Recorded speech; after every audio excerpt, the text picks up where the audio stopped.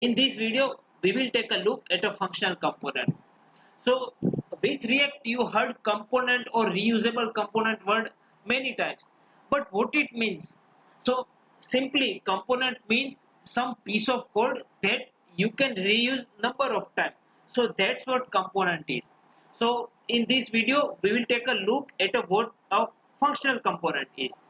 So, before we start, let's take a look that is there any difference between functional component and JavaScript functions? So no, there is no difference between two of them. Basically, functional component is just a JavaScript function where you can pass some arguments to it, like you are passing some properties, and you can return some HTML. So that's what a functional component is. Consider a function here. So currently we are not passing any arguments, but it is returning some HTML to the UI, as we can see here.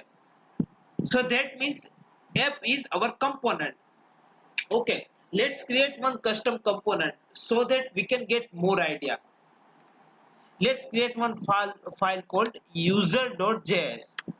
Okay, let's create one function here. Okay, so currently I am using extension to automatically create a function and class component.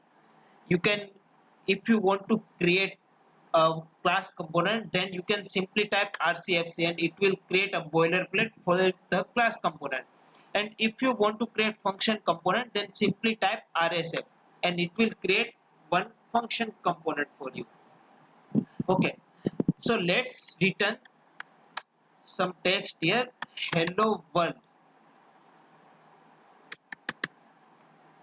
Okay, so but how can we import it in the app file? So to use it in the app file, basically we need to export from the user.js file itself. So you can see that currently we are exporting this function. Okay, so let's import it in our app file. Import dot slash user. Let's type here user. Okay, now let's call that function like we are creating some HTML tag. Okay, now let's take a look. Okay, so you can see that hello world is returning in the UI. So here we go. Here is our first custom functional component. Okay, but one thing that we need to remember is, what if we don't write default here? Let's take a look. Okay, so it is giving us error. Okay, it means if you simply export your function like this, then still it is giving error like user does not contain a default export. So what does it mean? So, okay, so whenever you are exporting your component as export default, then you don't need to write curly braces around your component. But whenever you are not exporting your component using default statement, so at that time you need to wrap your component. Okay, so you can see that the error is gone. Let's check output. Yeah, so it is working. Okay, so that's the difference between export default and export.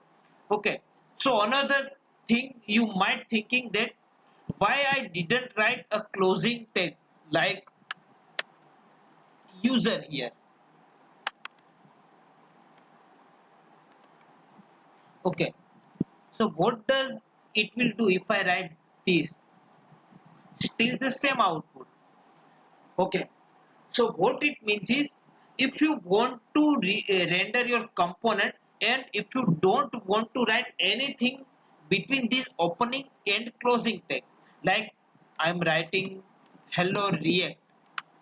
So if you don't want to write anything, then it will be fine if you call it with a single opening and closing tag. Okay, so that's what a functional component looks like in React page. Okay, so I guess that's the enough for the functional component. So in the next video, we will take a look at class component, and we will compare class component with functional component as well. Okay, I will see you guys in the next one. Till that, bye bye guys. Thank you for watching.